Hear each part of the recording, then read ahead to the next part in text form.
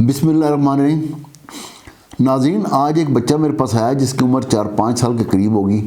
उसकी वालिदा भी उसके साथ थी। काफ़ी सादा मिजाज, अनपढ़। ये बच्चा कनपेड़े बीमारी का शिकार था। इसे 15 दिन पहले कनपेड़े हुए थे। कनपेड़े एक ऐसी बीमारी होती है कि जिसमें ये एक ग्लैंड होता है यहाँ दोनों साइड पे, कानों के आगे, यहाँ इस जगह पे। इसे पैरोटिड ग्लैंड कहते हैं और इस ग्लैंड की सोजन हो जाती है।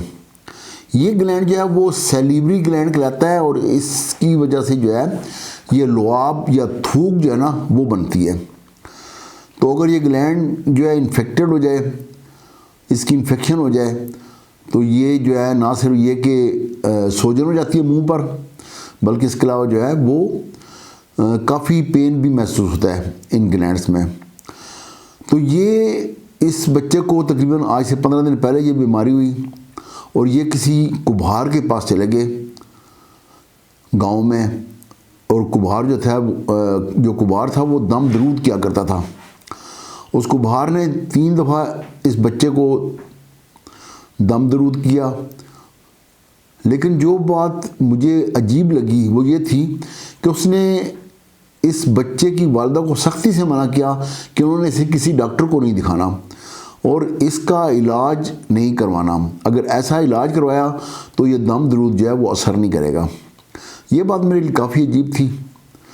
बहरहाल, इससे पहले कि मैं इस मौजू पर मज़ीद आगे बढ़ूँ, मैं चाहूँगा कि आप इस खातून की जो इसने गुफ्तगू की है मेरे साथ, वो आप सुन लें पहले।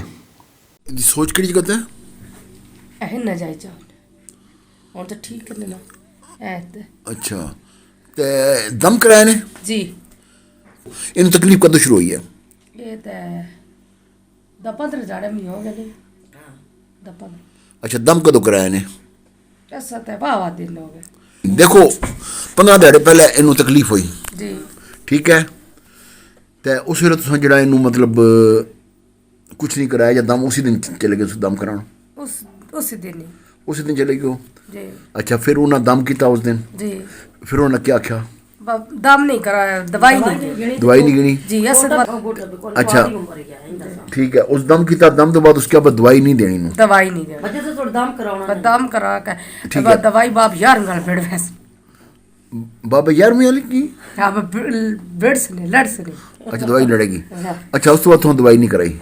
बिल्कुल कोई भी नहीं। अच्छा, हुण बच्चा जड़ा मतलब हुण इनू तकरीबन 8-10 दिन हो गए दम कराया। एक दफा दम कराया सिर्फ या फिर दोबारा भी गयो? नहीं जी ना, 3 टाइम ही 105 शाम तक दोपहर बस बाद दो दिन बाद गयो सवेरे। 2 दिन तुसा दम कराया। उस तो बाद जड़ा हुण अज तकरीबन 10 दिन हो गए और हालांकि ठीक कोई नहीं होया जी।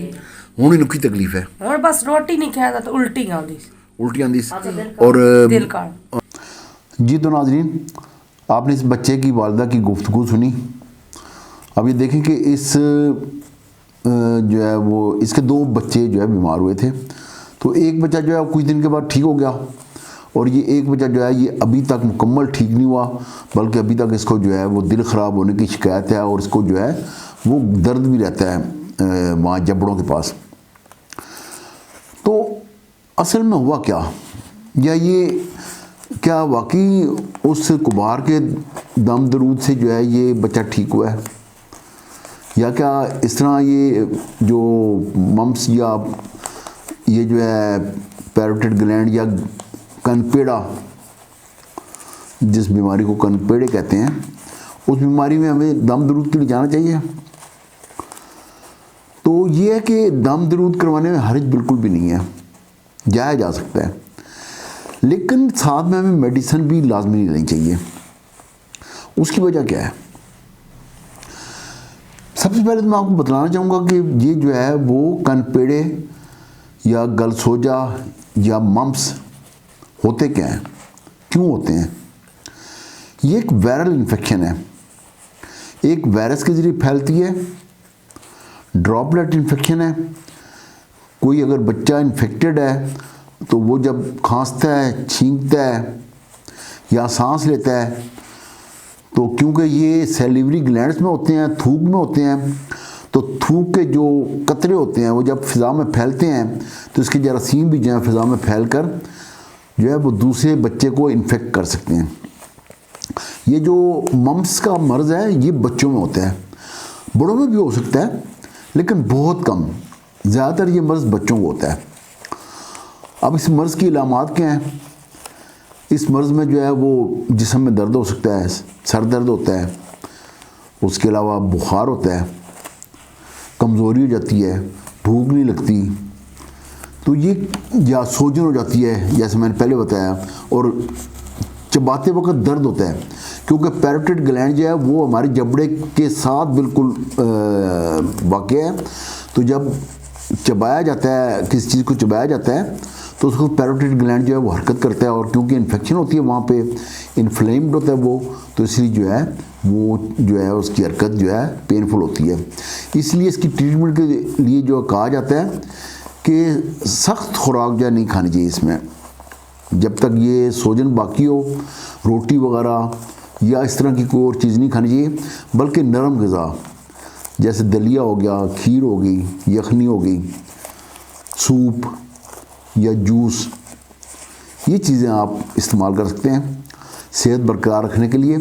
लेकिन कोई सख्त चीज़ जो है इस्तेमाल करेंगे तो उससे ना सिर्फ ये कि दर्द में इजाफा होगा, बल्कि उसकी वजह जो है सैलिवा जो है या थूक या लुआब वो ज़्यादा बनेगा, और जब ये ज़्यादा बनेगा तो क्योंकि जो पैरोटिड ग्लैंड है वो इन्फ्लेम्ड होगा, तो इसलिए जो है ये ज़्यादा तकलीफ़ का बायस बनेगा। अच्छा, अब इसका इलाज क्या है? देखें, वायरल इन्फेक्शन जो होती है ये ऐसी इन्फेक्शन है कि जिसके लिए हम कोई दवाई अमूमन आम तौर पर नहीं देते। वायरल इन्फेक्शन खुद ब खुद अपनी मौत आप मर जाती है एक टाइम गुजरने के बाद।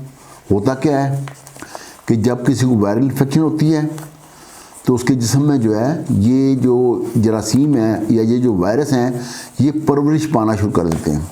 इस दौरान खून में भी हलचल पैदा होती है, और खून जो है वहाँ पे जो एंटीबॉडीज़ होती हैं वो रिकग्नाइज करना शुरू कर देती हैं इस वायरस को। तो फिर जो काम शुरू होता है ये इन एंटीबॉडीज़ का शुरू होता है, इन सिपाहियों का, इन सोल्जर्स का, कि ये फिर लड़ाई शुरू कर देते हैं इस वायरस से और इस वायरस को भगा देते हैं। तो इस सिलसिले में हमें किसी किस्म की दवाई की कोई ज़रूरत नहीं होती, बग़ैर दवाई के जो है वायरल इन्फेक्शन ठीक हो जाती है।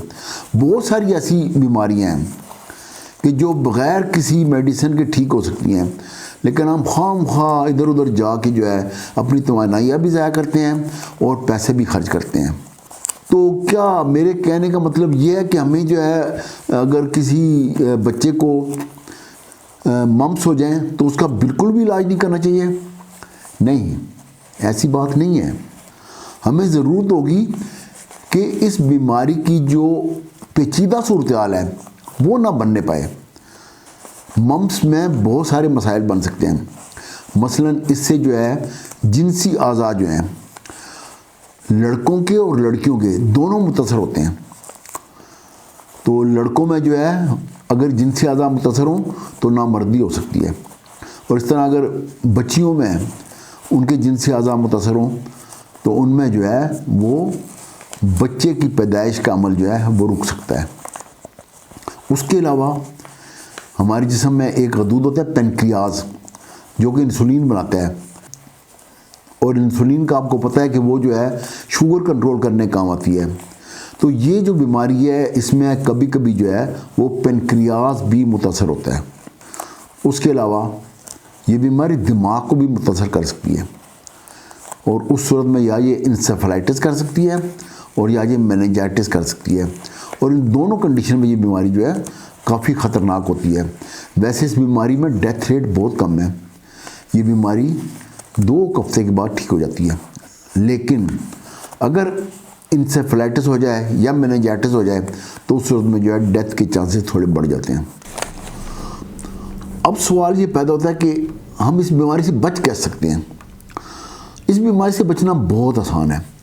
पहली बात तो ये है कि अगर किसी बच्चे को ये मम्स हो जाए तो आप उसको एक लम्हा ज़ाया किए बगैर स्कूल से छुट्टी दे दें, और उसको उस वक्त तक आपने छुट्टी देनी जब तक वो ठीक नहीं रहता, बल्कि ठीक होने के 4-5 दिन बाद तक उसे स्कूल में आने की इजाज़त नहीं होनी चाहिए, क्योंकि ये बीमारी जो है बहुत ज़्यादा तेज़ी से फैलती है।